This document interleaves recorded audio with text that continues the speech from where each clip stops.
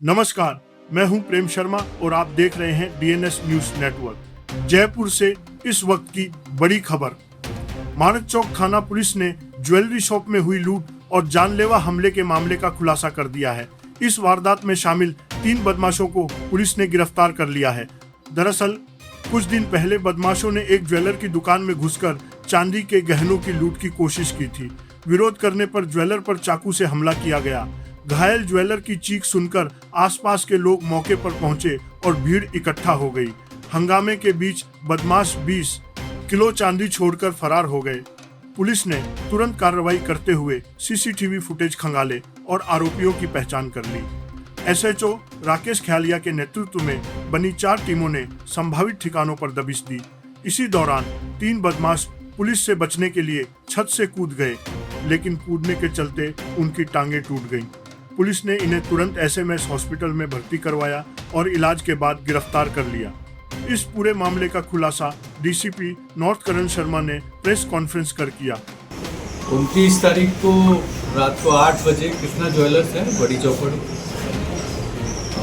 उसके यहाँ 4 लोग आए और उन्होंने पहले उस ज्वेलर से चांदी के कुछ ऑर्नामेंट्स खरीदने की बात की और इसी दौरान भाग और वो किया तो थोड़ी देर बाद उन्होंने देखकर उसको कहा कि चाकू निकाला जेब से और निकाल कर कहा कि ये सारा सामान हमारे को दो। मैं बधाई देना चाहूँगा जो ओनर था ओम प्रकाश और पड़ोस में एक अनुज और था, उन्होंने हिम्मत दिखाई और उनका सामना किया, जिससे वो लोग भागे वहाँ से। इस दौरान चाकू की एक ओम प्रकाश के बाह में लगी और दूसरे अनुज के हाथ में थोड़ा सा लगा है, बट उन्होंने ज़्यादा से चारों भागे, चारों में से एक को उन्होंने पकड़ लिया। अफसार नाम का व्यक्ति है जिसको उन्होंने पकड़ा, वो हमारे गलता गेट थाना एरिया का एचएस है, जिसके खिलाफ 8-10 मुकदमे पहले से ही स्मैक बेचने और इस तरह के हथियार रखने के।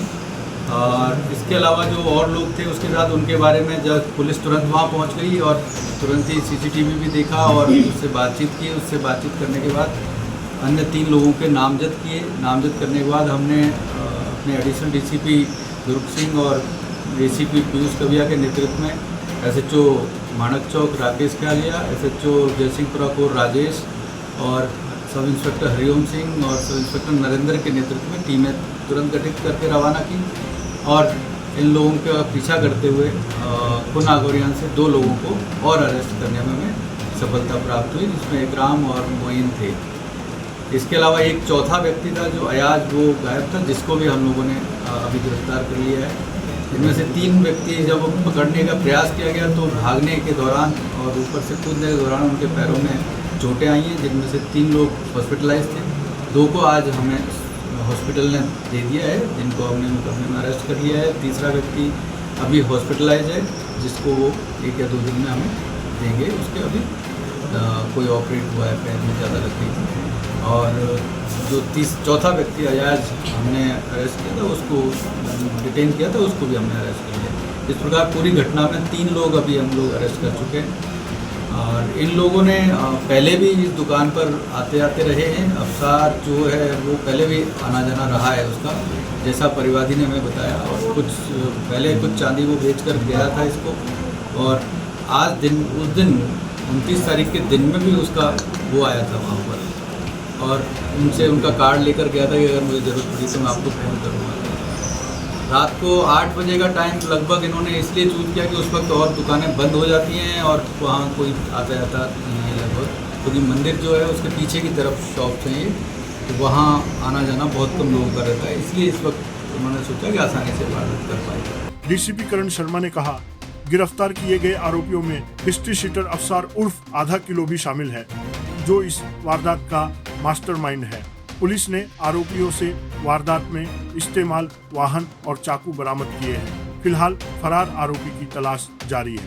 गिरफ्तार बदमाशों के नाम हैं मोइनुद्दीन निवासी रामगंज बाजार, इकराम निवासी जय सिंहपुरा खोर, अफसार उर्फ आधा किलो हिस्ट्री शीटर जय सिंहपुरा खोर और अयाज निवासी अमन कॉलोनी खोर नागौरिया।